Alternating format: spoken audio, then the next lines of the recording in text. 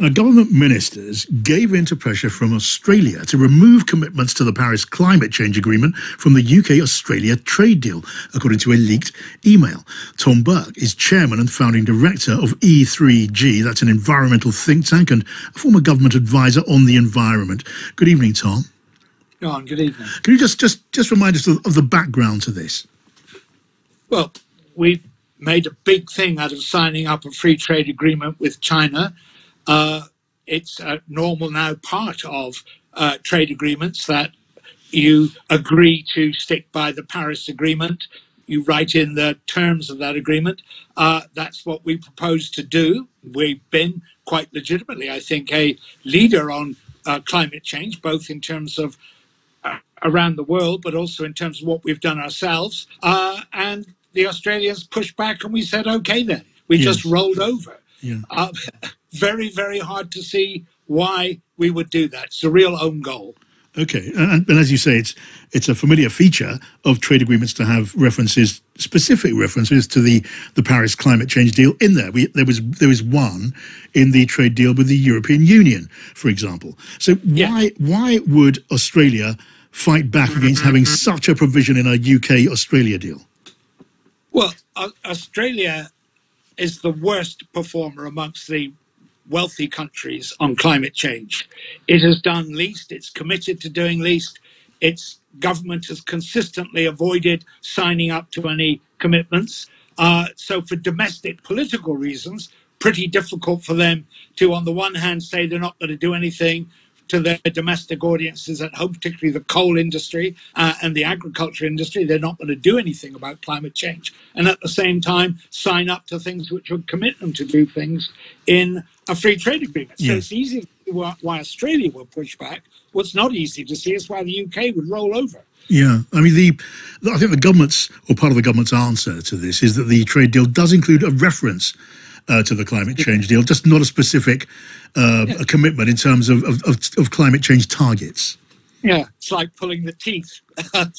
So you've just got you've got a tooth. That was interesting to see Liz Truss making the headlines this morning about she's going on offence. Well, this looks to me much more like a surrender than an offence. Pretty toothless performance, frankly. I just wonder, Tom, what material effect this omission that has upset you, that no doubt is upsetting environmental campaigners, what material effect will that have on the trade that takes place between Britain and Australia? Well, there's a material effect. For instance, British farmers will be exposed to the competition from Australian farmers, will be having to adapt their practices to take account of climate change, and Australian farmers won't. And I think that compounds the disadvantage. But much more importantly, I think this really does strike another blow against the Prime Minister's credibility as the host for COP26. We looking as if we don't want to do what we say we're going to do. Yes. And this was a little test.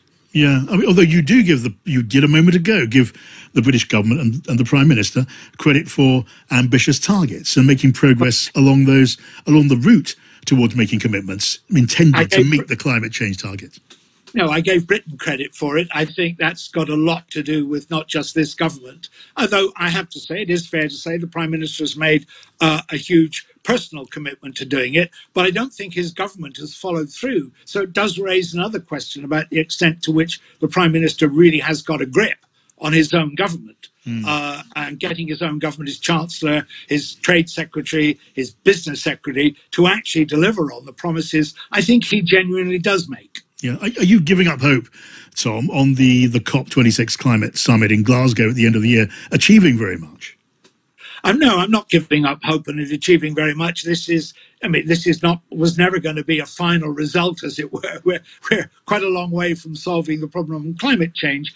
And I think there are quite a lot of other forces that are driving in the right direction. The cost of renewables, i.e. of decarbonizing the economy, is going down very rapidly. There's a real drive from the financial community to understand and grip the risks that failure on climate policy would bring. So I think there's quite a lot to still hope for out of Glasgow, but it's not going to solve the problem, that's for sure. All right, Tom Burke, thank you, Chairman, Founding Director of the environmental think tank E3G.